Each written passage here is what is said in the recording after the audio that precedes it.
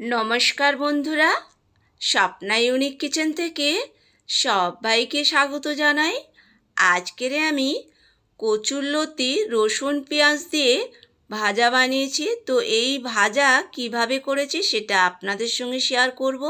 এখানে আমি কচুরলতি ধুয়ে ছাড়িয়ে নিয়েছি, দিয়ে দেব নুন স্বাদ মতন, দিয়ে দেব সামান্য হলুদ গুঁড়ো, দিয়ে দেব গোলমরিচের গুঁড়ো খুবই কম দিয়ে দেব জিরে গুঁড়ো।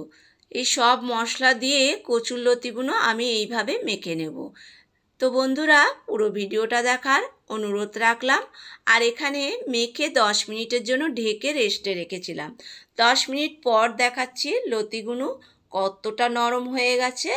আর এইভাবে মশলা মেখে রাখলে লতি দিয়ে যে কোনো রেসিপি করো খেতে বেশ ভালো লাগবে। তো আমি কাটাটা দেখালাম কিভাবে কাটবে, আমি এইভাবেই কেটে নিয়েছি। কেউ চাইলে আরও ছোট করে কাটতে পারো। রসুন কুচিয়ে নিয়েছি, পেঁয়াজ কুচিয়ে নিয়েছি, কাঁচা লঙ্কা চিড়ে নিয়েছি। এদিকে কড়া বসিয়ে দিয়েছি, কড়াইতে তেল গরম হয়ে গেছে। অল্প করে করে লতিগুলো দেব আর এরকম ছাঁকা তেলে আমি লতিগুলো ভেজে নেব।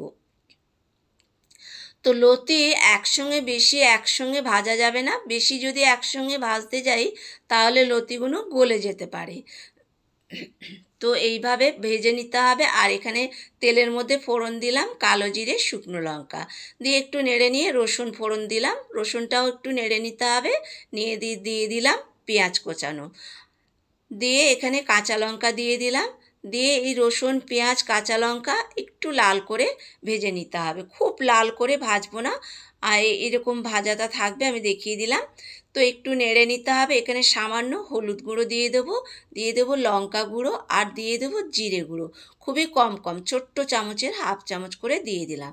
দিয়ে পেঁয়াজের সঙ্গে মশলা মিশিয়ে নিয়ে এরপরে যে কচুরলতি আমি ভেজে রেখেছিলাম সেগুলো আমি এই পেঁয়াজের সঙ্গে অ্যাড করলাম, করে এখানে 2 সেকেন্ড মতন নেড়ে ভেজে নেব।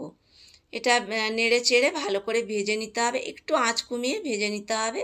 তো ভাজাটা আমার হয়ে গেছে আর এটা খেতে দুর্দান্ত হয়েছিল, এত সুন্দর খেতে হবে তো আমি সত্যি আগে ভাবিনি।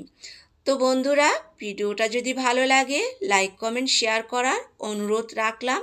আর নতুন কোনো বন্ধু হয়ে থাকলে ইউটিউব চ্যানেলটা সাবস্ক্রাইব করে নেওয়ার অনুরোধ রাখলাম। আর এইভাবে যারা লতি খেতে পছন্দ করে একবার হলেও আমার মতন করে এই রেসিপিটা বানিয়ে খেয়ে দেখো, বাড়ির সবার খুব ভালো লাগবে।